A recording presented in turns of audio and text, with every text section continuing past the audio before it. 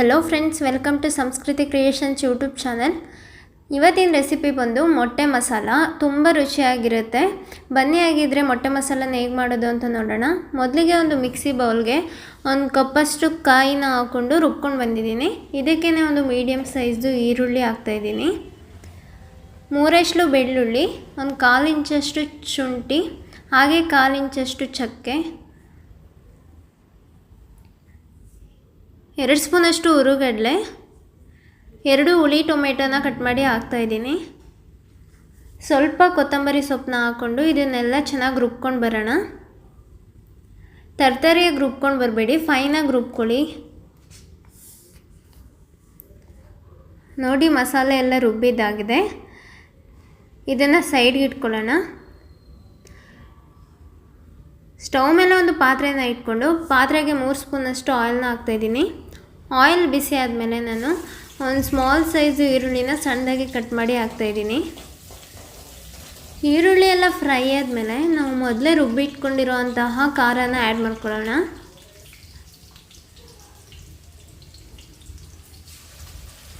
ಖಾರ ಎಲ್ಲ ಆ್ಯಡ್ ಮಾಡಿಕೊಂಡು ಒಂದು 2 ನಿಮಿಷ ಹಾಗೆ ಫ್ರೈ ಮಾಡ್ಕೊಳ್ಳಿ. ಎಣ್ಣೆನಲ್ಲಿ ನೀರು ಹಾಕ್ದಂಗೆ ಹಸಿ ವಾಸನೆ ಎಲ್ಲ ಹೋಗಬೇಕು. ಅದಕ್ಕೋಸ್ಕರ ಇದನ್ನು ಎಣ್ಣೆನೆಲ್ಲ ಫ್ರೈ ಮಾಡ್ಕೋಬೇಕು.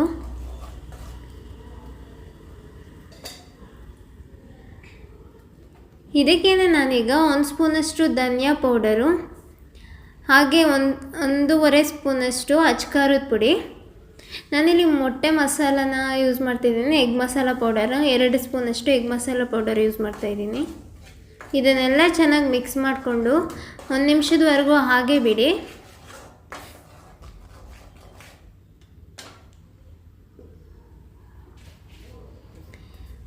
ಈಗ ಕನ್ಸಿಸ್ಟೆನ್ಸಿ ನೋಡಿಕೊಂಡು ನೀರನ್ನ ಆ್ಯಡ್ ಮಾಡ್ಕೊಳ್ಳಿ. ನಿಮಗೆ ಸಾಂಬಾರು ಟೈಪಲ್ಲಿ ಬೇಕು ಅಂದರೆ ಸ್ವಲ್ಪ ನೀರನ್ನ ಜಾಸ್ತಿ ಆ್ಯಡ್ ಮಾಡ್ಕೊಳ್ಳಿ. ಬೇಡ ಸ್ವಲ್ಪ ಕರಿ ಟೈಪಲ್ಲಿ ಇರಲಿ ಅಂದರೆ ಸ್ವಲ್ಪ ನೀರನ್ನ ಆ್ಯಡ್ ಮಾಡ್ಕೊಳ್ಳಿ.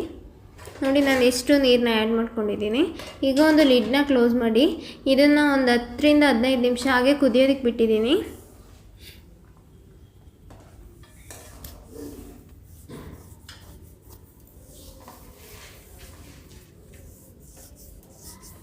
ನೋಡಿ, ಸಾಂಬಾರೆಲ್ಲ ಕುದಿ ಬಂದಿದೆ, ಸ್ವಲ್ಪ ಗಟ್ಟಿಯಾಗಿದೆ. ಇದಕ್ಕೇ ಸ್ವಲ್ಪ ಸಾಲ್ಟ್ನ ಆ್ಯಡ್ ಮಾಡಿಕೊಂಡು ಮಿಕ್ಸ್ ಮಾಡಿ ಇನ್ನೊಂದು 2 ನಿಮಿಷ ಕುದಿಯೋದಕ್ಕೆ ಬಿಟ್ಟಿದ್ದೀನಿ.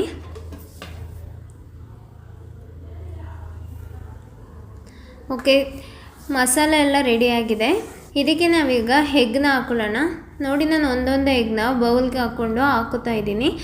ಲೋ ಫ್ಲೇಮಲ್ಲಿ ಹಾಕ್ಕೊಳ್ಳಿ. ಹೈ ಫ್ಲೇಮಲ್ಲಿ ಹಾಕಿದ್ರೆ ಮೊಟ್ಟೆ ಎಲ್ಲ ಕಲಿಸ್ಕೊಬಿಡುತ್ತೆ. ನೋಡಿ, ಈ ರೀತಿ ಸ್ವಲ್ಪ ದೂರನೇ ಹಾಕ್ಕೊಳ್ಳಿ. ನಾನು 8 ಮೊಟ್ಟೆನ ಯೂಸ್ ಮಾಡ್ತಾಯಿದ್ದೀನಿ. ಮೊಟ್ಟೆ ಎಲ್ಲ ಹಾಕಿದ್ಮೇಲೆ ಒಂದು ಲಿಡ್ನ ಕ್ಲೋಸ್ ಮಾಡಿ ಒಂದು 3 ರಿಂದ 4 ನಿಮಿಷ ಹಾಗೆ ಬಿಟ್ಬಿಡಿ. ಮೀಡಿಯಮ್ ಫ್ಲೇಮಲ್ಲಿ ಬಿಡಿ, ಹೈ ಫ್ಲೇಮಲ್ಲಿ ಬಿಡಬೇಡಿ. ನೋಡ್ತಾ ಇರ್ಬೋದು ನೀವು, ಮೊಟ್ಟೆ ಎಲ್ಲ ಬೆಂದಿದೆ.